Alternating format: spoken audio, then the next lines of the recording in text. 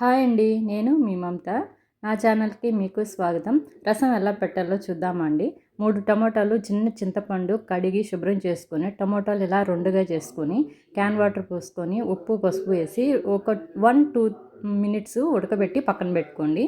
జీలకర్ర, మిరియాలు, ధనియాలు, కందిపప్పు, వెల్లుల్లి వేసి మెత్తగా పౌడర్ చేసుకొని ఒక గిన్నెలోకి తీసుకొని, ఆ గిన్నెలోకి ఈ ఉడకబెట్టుకున్న వాటరు పోసి టమోటాలని తొక్క తీసి మెత్తగా పేస్ట్ చేసుకొని అందులోనే పోసుకొని, ఈ మిగిలిన చింతపండు, టమోటాల తొక్కలు బాగా పిసికి అందులో పోసుకొని రెడీ చేసి పెట్టుకోండి. ఉప్పు చాలకపోతే ఇంకొద్దిగా వేసుకోండి.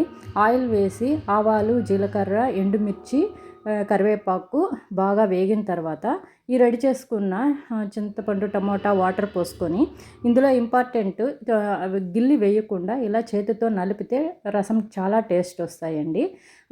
తగినంత బెల్లం కొద్దిగా వేసి, ఇంగువ వేసి మరగకూడదండి. రసము మరిగితే టేస్ట్ మారిపోతాయి.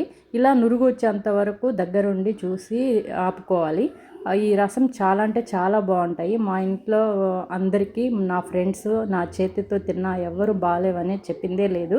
మీరు ట్రై చేయండి. లైక్ చేయండి, షేర్ చేయండి, సబ్స్క్రైబ్ చేయండి. Thank you so much.